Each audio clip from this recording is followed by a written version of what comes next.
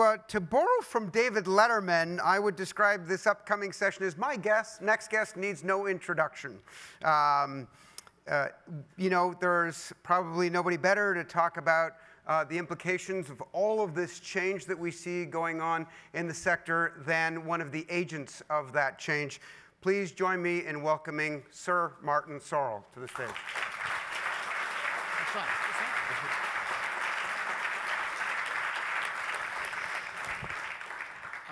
I shall be on the left. You should be. Okay. So I'm exhausted, Terry. Not much to talk about. Right? No, there isn't. It's all been done. So what are we going to do? But right. Scott, I find exhausting.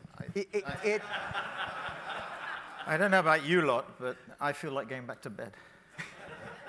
He certainly does take you through that sort of range of emotions. Yeah, I think you should cut it down a bit. Yeah. Because there's so much to absorb, and it's all good stuff. Yeah. By the way. And a lot of stuff I agree with. Some of it I disagree with. So his statistics somewhat are lacking.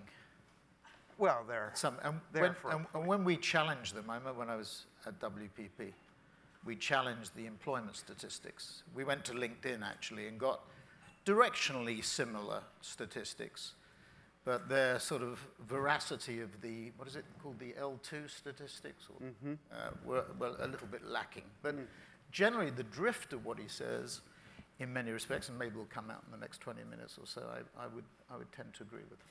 So, we described the ecosystem as going through this massive change. Right. Change in so many. Have you ever seen anything like it? Yeah, I mean, there has been change. So I think about the 33 years that I was at WPP. We went through 3 cycles. We had a life-threatening series of events or event in 91-2 in the recession there. We had Internet 2.0, whatever you want to call it, in 2001-2, and then we had the post-Lehman crisis of 2009.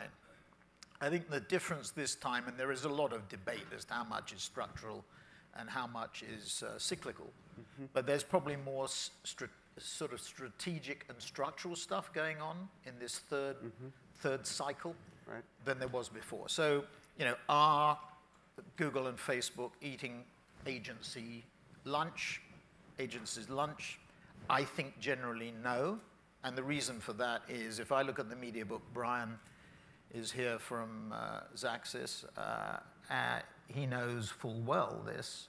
You look at our media book, which was about 75 billion, about 5 billion, the biggest number went to Google. And I think it was John mentioned the long tail at Google. We don't know how big the long tail is, but if Google last year was 100 billion, this year, say 125 billion in ad revenues, of that 100, probably 70 to 80%, 70% let's say, is the long tail. So in our addressable market, 5 out of the 30 came from WPP. If I look at Facebook, it was 40 last year, this year maybe 50, 55. By the way, not seen in Q1 any diminution of the power of Facebook, either at a global level in terms of their numbers, because you've seen the Q1 numbers up 40% or whatever it was, or from what I know about what's going on at WPP. But again, 70%, so you could say of the 12 billion that's left, 2 billion comes from WPP. Market shares roughly equivalent to what we would have with CBS or Viacom or Disney or Fox or whatever it happens to be. And Facebook stock fully recovered. So not Google and Facebook. Are the consultants eating our lunch? They don't eat our lunch head-to-head. There was a very interesting piece by Brian Weiser with, I think his name is Brian Whipple, who runs Accenture's digital activities. And what he said confirmed what we've been saying for some time, is that what they do is they go in at the top. So on the day, for example, that Kraft Heinz bid for Unilever, when I was actually in Unilever House with the guy who was running, or is running, our Unilever relationship, or WP's Unilever relationship, we were in there at 11 o'clock in the morning, I think it was February the 17th, 2017. We were in there to talk about the impact of the ZBB program, the zero-based budgeting program, that Accenture was putting in to cut out €1 billion of costs over 3 fiscal years. And then we started the meeting at 11. We finished it at about 1:10, and my phone went off, and I read to the CMO of Unilever that Kraft Heinz was bidding 143 billion for Unilever. But the point of the story is Accenture had gone in at the CEO, CFO, CIO, CTO, CMO levels and had sold in a program. And what Brian Whipple said to Brian Weezer last week was, we don't go after $5 million or $10 million or 20. We go in for the big transformation programs that are taking place. So do I think it's the consultants? Yes, but at a totally different level to the level that the trade press gets absorbed by. So the answer to your question simply is there is structural change, but it's also cyclical. You know, the activist investors, the ZBB companies, the zero-based budgeting companies, the private equity model puts pressure on. And I listened to the earlier sessions. The suggestion that it's all Google and Facebook's fault is a little bit wrong. I mean, clearly they have a dominant position, duopoly, and I agree with you, what you said in your opening remarks, that Amazon is the third force. But when you're asking agencies to become banks or insurance companies, when you're asking them to defer payment terms to 90, 120, even 150, 180 days, or you're asking them to insure effectively, to take the risk on indirect liability for intellectual property breaches, that puts tremendous pressure on the system. So there is cyclical stuff there as well that's causing problems. But this we've seen companies come to the fore and then fade, but this digital duopoly, and maybe with Amazon, you know, triopoly, feels like there's network effects that have more permanence. Do you see it that way? Or? Well, I look at it a bit more broadly. I bring in the Chinese, so I bring in Tencent and Alibaba. I mean, interestingly, I think I'm right in saying currently Amazon is the second highest cap after, so Apple is up there about 930. I think Amazon, last time I looked, was about 770. You then, you know, Microsoft, I think actually Microsoft might have leapfrogged Amazon, but it's certainly two and three. 4 is Google. Facebook has recovered. Right? I do think it is a blip. I think they may find more stuff inside Facebook of the Cambridge Analytica variety. You know, the system probably hasn't been cleansed, if that's the right way of putting it. But then you have the two Chinese companies, Alibaba and Tencent, which no mention so far to date. Alibaba and Tencent, who are also about $500 billion. I think I call them the Seven Sisters. And I do that because I think Bezos is the John D. Rockefeller of this millennium. Interestingly, John D. Rockefeller, if you look at the Titans, his fortune, I think in 1920, was $950 million. He gave $50 million to his family and $900 million to the foundation, which in that time was a lot of money and probably equals Bezos's $107 billion or whatever it is. But the essential issue is these 7 companies have massive economic power. And with massive economic power comes responsibility. If you have the margins they have, and you know, you put up several slides about Mark Pritchard and transparency, go to the other side of the coin. Where's the transparency on the algorithm?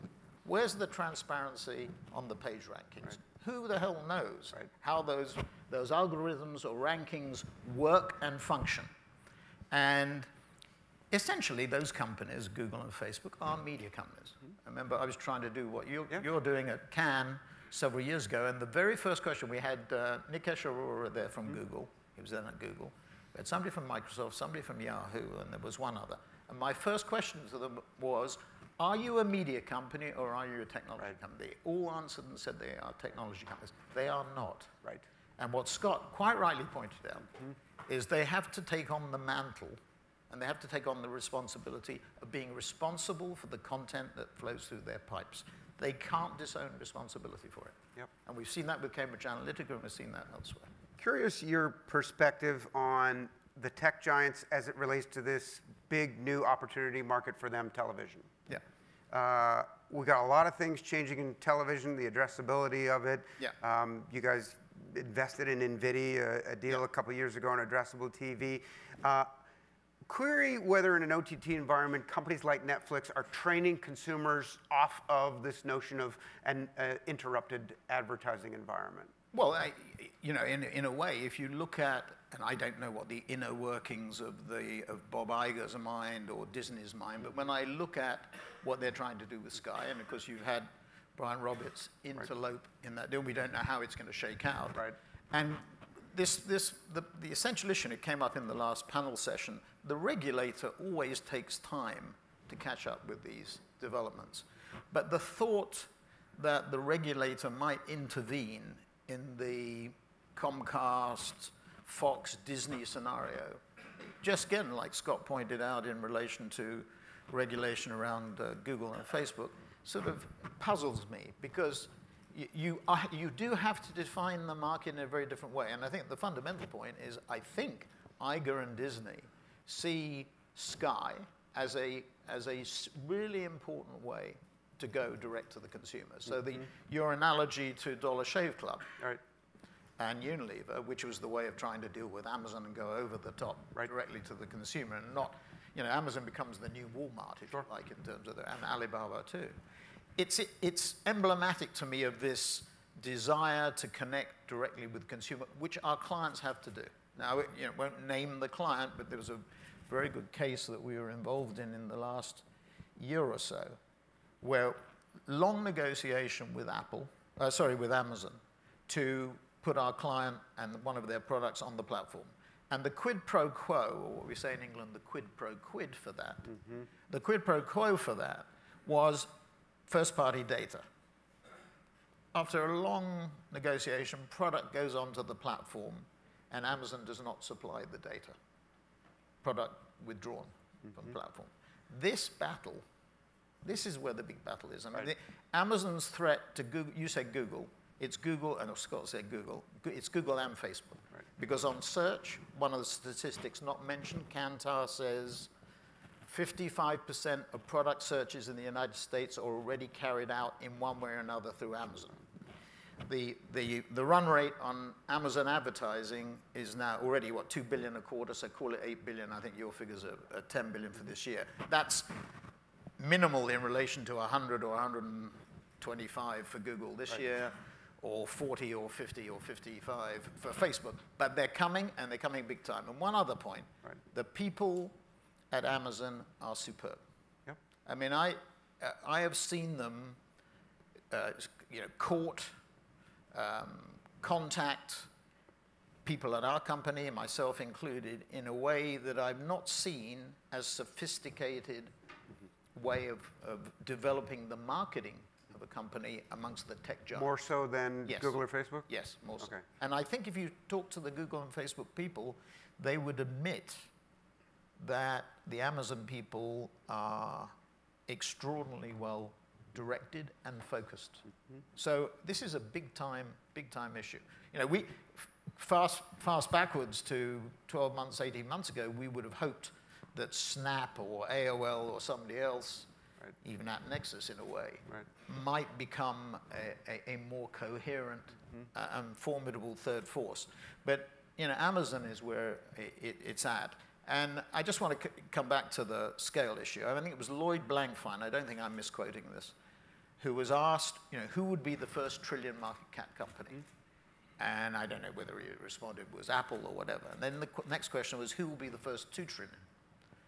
And he responded saying, there won't be a 2 trillion company, because no nation state would let a company be as big as 2 trillion. And to put it in, you know, remember, China's, what, at 10, 11, US is at 20 GDP, the world is 72. So to just get it in, or 70, to get it into some sort of perspective. Yeah, Scott put it in some interesting perspective as it relates to all those countries and their GDPs. Back to television, though, Amazon has Prime Video. There's, of course, YouTube, questionable whether that's quote-unquote television. And it is, in my view. Okay, and Facebook Watch is kind of yet to sort of take hold. How do you pin those digital giants, which are, this is relatively nascent for them, relative to the behemoths of traditional television? Because this is a lion's share of where agencies make money. 2 iconic moments last year. I referred to the Unilever moment with Kraft Heinz, which basically said no package goods company was safe. Right. When I walked in with the guy who ran Unilever to Unilever House on that morning, we were speculating on who 3G's next target would be. Right. Who did we think? We thought General Mills, we thought Kellogg's, whatever it was, right? Mondelez, whatever.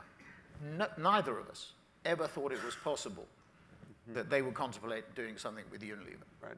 So that was one thing. The second iconic moment was in November of last year when Rupert Murdoch agreed to a deal, right, or potential deal, with Disney. Right. What does that tell you? That's the answer to your question.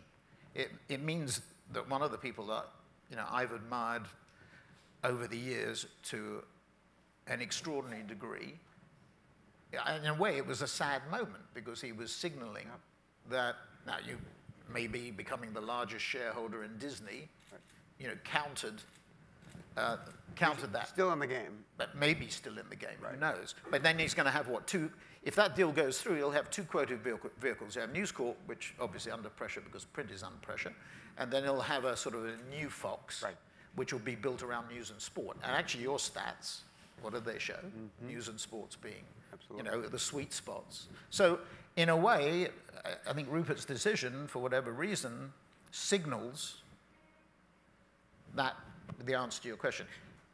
I had, with him, for example, I remember one instance where he was paying AWS for computer capacity, yep, right, for Fox. Mm-hmm.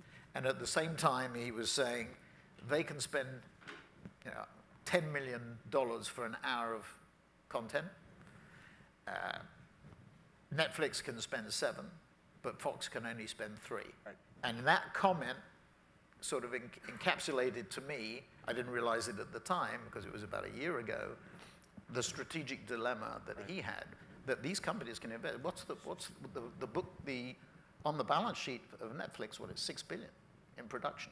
$6.5 billion, yeah. Right. So you're talking about the biggest commissioner of content. So that's the way the market's going, and that's going to put pressure on the traditional linear, right, free-to-air. Is there any shot? Do they have a shot? Who? The traditional. Yeah, they have a shot. I mean, Iger is, my view. Okay, so that's what Disney. It's worth. He has a real shot. CBS and Viacom together. I mean, if I look at the clout that we have at WPP, there you go from. Brian can correct me if I'm wrong, but I think it's about $1 billion that we did last year with CBS and about $700 million with Viacom. So you put the two together, you're almost as big as Facebook in terms of clout. Right. Okay.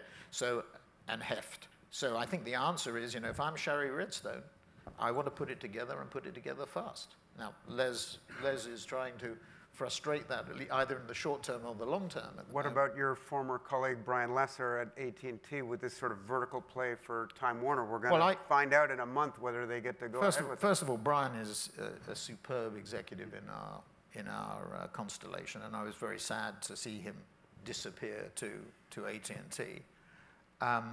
But having said that, of course, I don't know what's happened now, but with the deal being delayed and potentially nixed, right, maybe, we'll I don't know where that leaves them. But do I think AT&T are doing the right thing? Yes. I mean, hiring him was a good idea. Getting him to focus on the developing of advertising through their various systems, yep, and approaches was the right idea. And if the Time Warner deal happens, which I think, there are some big question marks about what the remedies will be in order to deal with that. It comes back to the regulator. Right. Regulators don't catch up quickly with these changes. So Vestager has two decisions to give. We've had one Google decision. Right. We have two more to come. Mm-hmm. And remember, Almunia, before he left, had done a deal. And he got nixed probably in the Council of Ministers after the famous Matthias Döpfner interview with Eric Schmidt, right, at Google Camp. It was the first Google, mm-hmm, Camp where the image created, I think Matthias came out of that with a stronger following from the people who witnessed it. And then after that, we had that little fracas in Frankfurter Allgemeine. Matthias wrote that article, and for some reason, the Almunia agreement was stymied. Vestager replaced him, and she has now imposed one fine. And I wouldn't be so as cynical about the ability of the regulator to deal with these things. The unemployment issue, I mean, I find it fascinating, the battle that's going on in India at the moment. Flipkart, Walmart, Amazon, for example, and this focus, and Sonsan and SoftBank. Because if you just think about it for a minute, Modi's constituency depends to a large degree on people who derive their living from retail distribution. What's happening is attacking the established, the number of people in India who rely for their livelihood on some form of wholesale or retail distribution is phenomenal. So political parties, whether it's Congress, BJP, will depend for their political constituency on this. If these new approaches to retailing, which will take hold, start to have a serious effect on employment, which they will do, Right. this is going to attack the political constituencies in a radical way. So it'll be another issue, populist issue, that we see growing. And I'm one of those that sits in the camp that technological development, whilst it should be welcomed, has consequences, and one of the consequences is going to be decline in serious employment in serious categories. Yeah, it has, all these issues have massive ramifications that run sort of Yeah. through society, and we're actually going to be covering that with Andrew Keen at lunchtime, who's written a lot about that. I just want to switch topics to finish up here and talk about a little company called Wire and Plastic Products. Yes. 1986? 85, yeah, 85, 86, yeah. Okay. So back then, you were working for the Saatchi brothers? I was, yeah. And I was the you CFO of the sort of Saatchi. had this idea for a new... Well, I was 40 years old. So, Right. So it was male menopause. Okay, male menopause, and No, well, they you laugh. decided to... No, but it was. Nobody in the room will remember this because things are different now. But at the age 40, you sort of look back at the first 20 years of your working life, and you thought you would retire at 60. Right. Fat chance. Not you. But yeah. And so it was at the midpoint. And I say half joking male menopause, but there's more seriousness to it. Because it's the point when you're very reflective in life. Right. Jeremy Bullmore, who I think is still the best writer in the advertising industry, although he's even older than me, said that we should put a little flag on everybody's computer when they're 3 months off their 40th birthday, because that's the time at which they get the most restless. Okay, so you got restless, you had young children, right? And all of a sudden, Youngish. here we are, 33 years still have later, young you children. got young children. Yeah. So it's back to the future. Yes. What was your mentality when you decided to pursue this back then, and how does that relate to how you're thinking about future opportunities? I wanted to, if you go to the very first document that we published, a prospectus, you want to call it that, we talked about building a major multinational marketing services company. And people often ask me, did you think it was going to go the way that it did? And the answer is no. I'd even say, if you said to me, events of the last 4 or so weeks, did you think it was going to go the way they went? Yeah. I would say no. But as I look at it today, the good news is it gives you an opportunity to look at things in a totally different way. Yeah. And when you run, or try to run, a legacy company, or a company which has legacy parts, and you're trying to restructure, move that legacy company to a new position, what a fresh start gives you is the ability to look at things through new eyes and to focus on where you think the biggest opportunities are. And anybody who runs a legacy company, even which is has managed to accommodate the new age, the new Lumascape or whatever, however you put it, you're weighed down.